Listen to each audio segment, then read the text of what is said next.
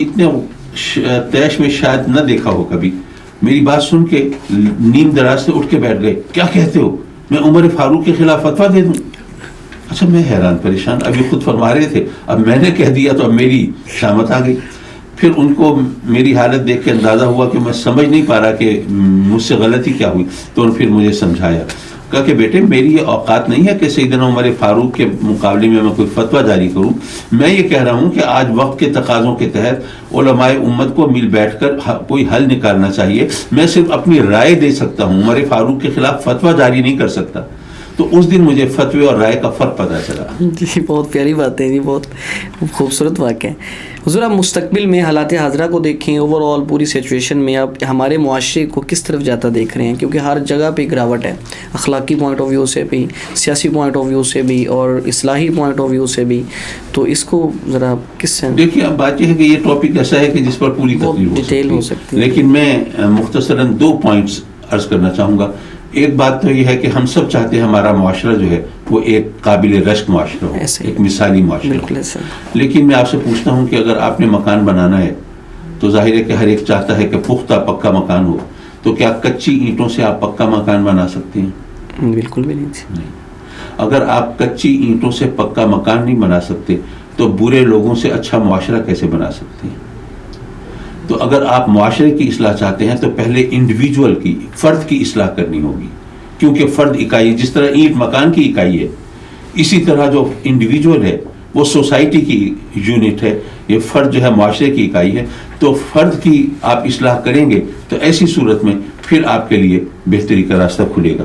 اور دوسری بات یہ ہے کہ ہم جب تک حقوق اور فرائض میں توازن قائم نہیں کریں گے, سب اپنے حقوق کے لیے آواز بلند کر رہے ہیں, اپنے فرائض کی طرف کسی کی طرف توجہ نہیں ہے, تو حقوق و فرائض میں توازن قائم کریں گے تو معاشرہ اچھا ہو جائے گا. جی بالکل, بہت اچھی بات.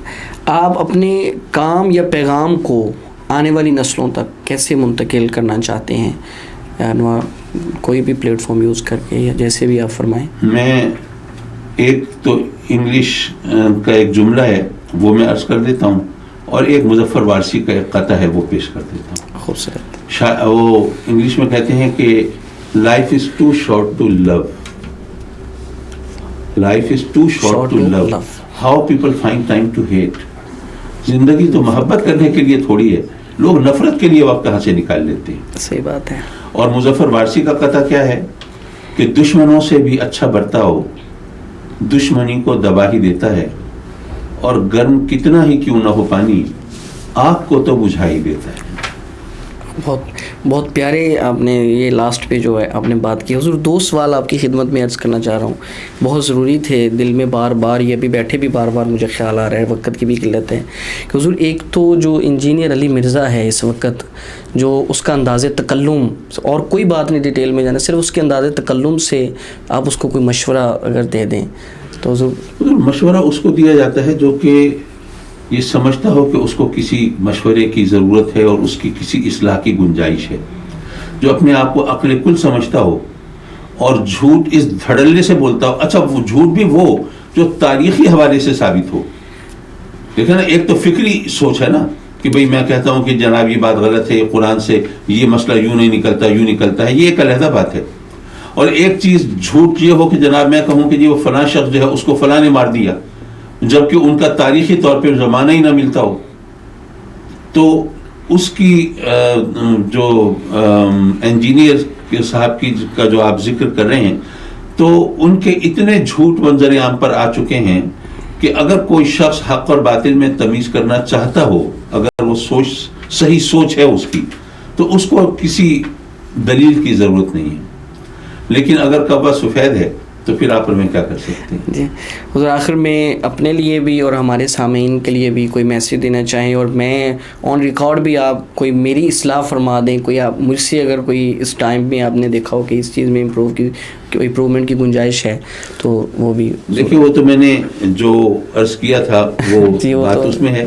بس ہم اپنے آپ کو اگر عقل کل سمجھنے کی بجائے اگر ہم اصلاح کی گنجائش سمجھیں. لیکن ایک بات ضرور ذہن میں رکھیے, وہ یہ کہ عام طور پر لوگ کہا جاتا ہے کہ جناب یہ مذہبی رواداری ہونی چاہیے, آپ دوسروں کو غلط نہ سمجھیں, ہو سکتا ہے دوسرا صحیح ہو. میں عرض کروں گا کہ اگر آپ یہ بات کرتے ہیں کہ ہو سکتا ہے دوسرا صحیح ہو، تو اس کا مطلب یہ ہے کہ آپ اپنے عقیدے اور اپنے ایمان کے بارے میں پختہ نہیں ہیں. آپ شک اور یقین کی سرحدوں پہ آنکھ مچولی کھیل رہے ہیں. آپ کو نہیں پتا آپ صحیح ہیں یا نہیں ہیں، کیونکہ وہ شخص جس کا عقیدہ آپ کے خلاف ہے، اگر وہ صحیح ہو سکتا ہے تو آپ غلط ہوں گے. تو یہ چیز یوں نہیں ہے، بلکہ اصل چیز یہ ہے کہ آپ دوسروں کے جذبات کا احترام کرنا سیکھیں، اس کو اس طرح کرٹیسائز نہ کریں، تنقید نہ کریں، اس کا مذاق نہ اڑائیں، اس کو ذلیل نہ کریں. اگر آپ کسی کے اندر کوئی آپ کے خیال میں کوئی فکری قباحت ہے، کوئی ایسی چیز ہے جس کی اصلاح کی ضرورت ہے، تو آپ اس کی پازیٹیولی نرم خوئی سے آپ اس کی نشاندہی کریں. آپ دوسرے کی غلطیوں کو تحقیر اور تضحیق کا نشانہ نہ بنائیں، بلکہ اصلاح کے لیے مناسب رویہ اختیار کریں. لیکن اگر آپ یہ سوچ کے جی ہو سکتا ہے دوسرا صحیح ہو، تو اس کا مطلب ہے کہ آپ کا اپنا ایمان مکمل نہیں. بالکل تو یہ تو بیکار سی بات ہے. جی بہت شکریہ قبلہ حضور، آپ تشریف لائے، طبیعت کی ناسازی کے باوجود